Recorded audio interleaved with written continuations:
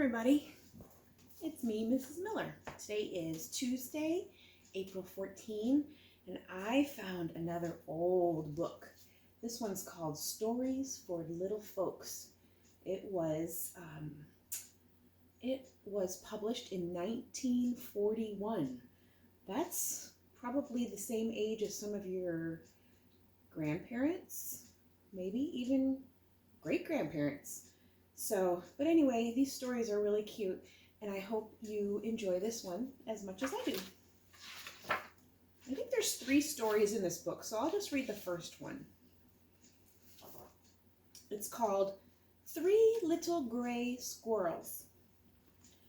High in an oak tree under which the automobiles whisked, first on one side of the boulevard and then on the other, there was a very comfortable home. It was built of sticks and dry oak leaves, and in it there lived the family of Mother Gray Squirrel. There were 3 little squirrels in her family, and they were named correctly, as you shall see: Chatterbox, Cracker, and Nimble. The 3 little squirrels there were, and they had 3 little adventures. Chatterbox adventures. Master Chatterbox Gray Squirrel came down the oak tree on the boulevard, a trifle hungry, but quite rested after his morning nap. He looked all about carefully for Black Joe. Black Joe was a big black dog, whose bark was loud enough to send any small squirrel to the tip-top branch of the nearest tree. Black Joe not only barked at squirrels, but he chased them. However, he was not in sight as Chatterbox began a peaceful search for his mid-morning meal. Here's little Chatterbox.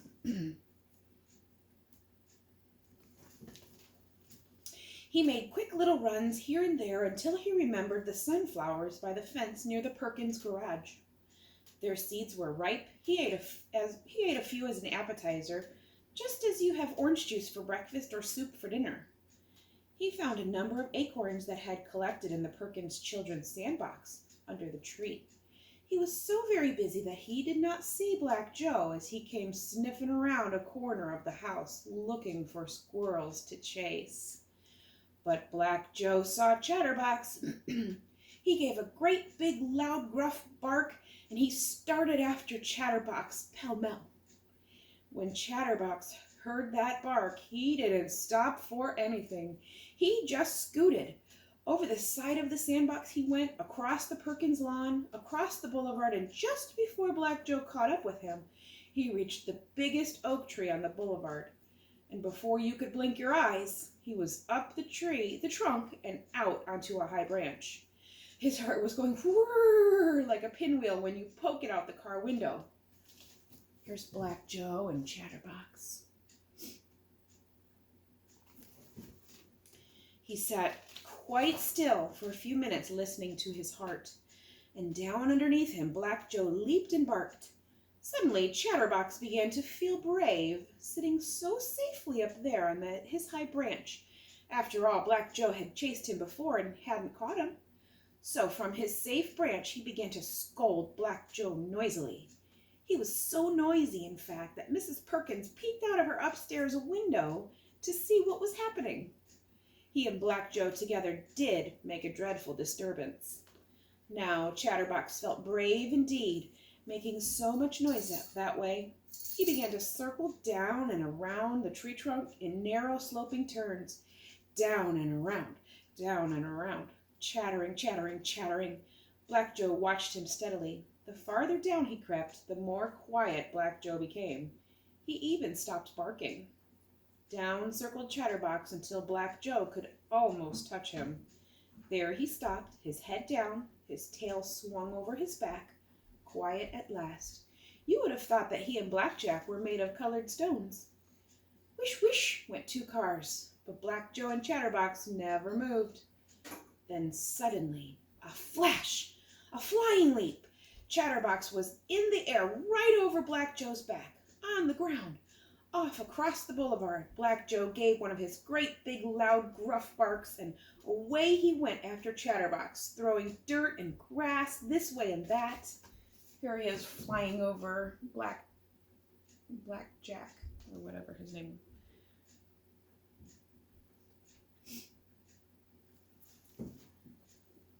Black Joe, I'm sorry. But Chatterbox didn't get caught this time either.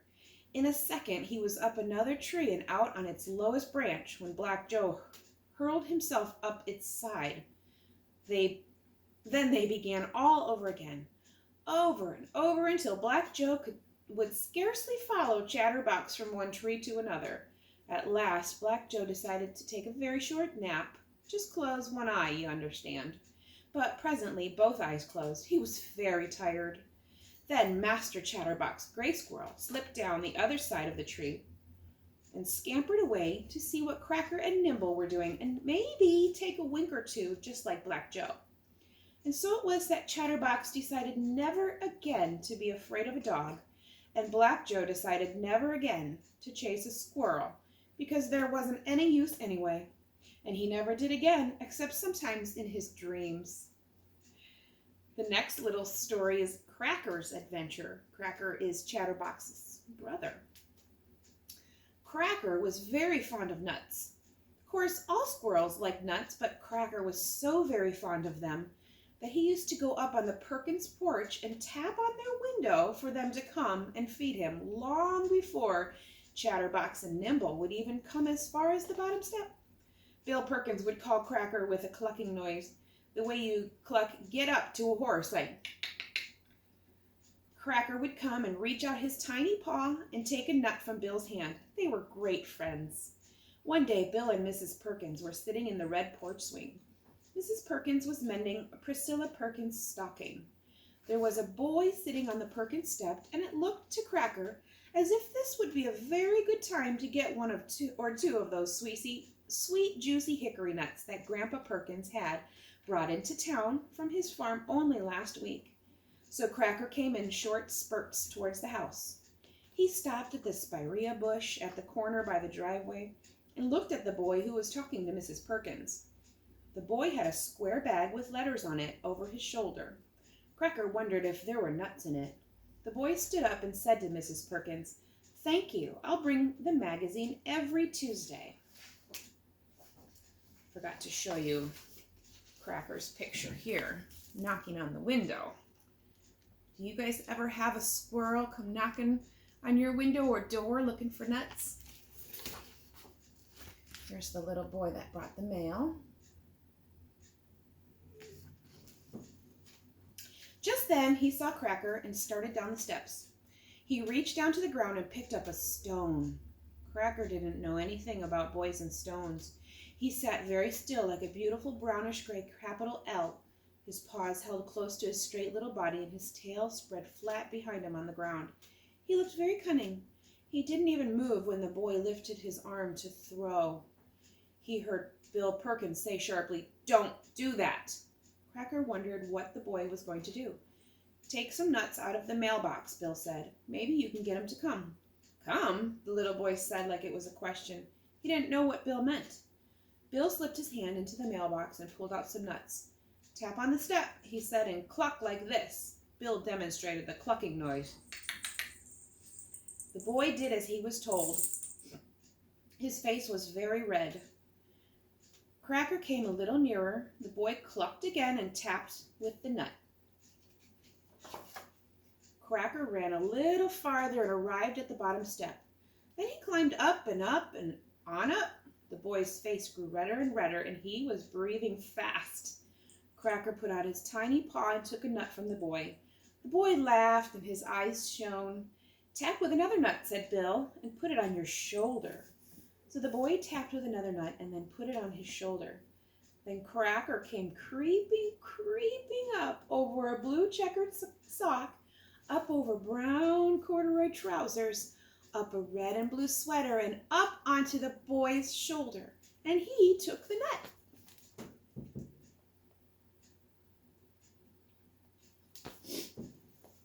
Away he went to the porch rail, and there he sat, while Mrs. Perkins and Bill Perkins and the magazine boy watched him as he took polite tiny bites from his sweet hickory nut.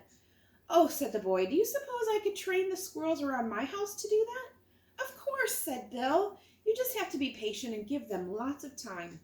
"I can do that," said the boy. But Cracker didn't say a word. He only took another bite. He was very fond of nuts. And now for Nimble's adventure. Nimble had been told many times not to go scampering across the street without stopping at the curb and looking first one way and then the other, just like we all learned to do. Make sure you look both ways. It really wasn't fair, his mother explained, to expect people driving cars to always be on the lookout for careless little squirrels. We have a fine place to live, she said. People do not disturb us nor our home. They not only let us have all the acorns we want, but they give us other food as well, nuts and bread crust and even dried ginger cake.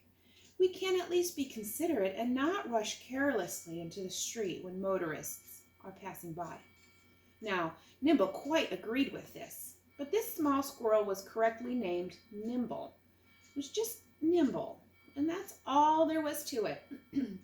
Sometimes he would be sitting very quietly on the boulevard where the cars whisked by, first on one side and then on the other, when suddenly he remembered an acorn that he had buried in the Perkins' back lot, and he would be gone.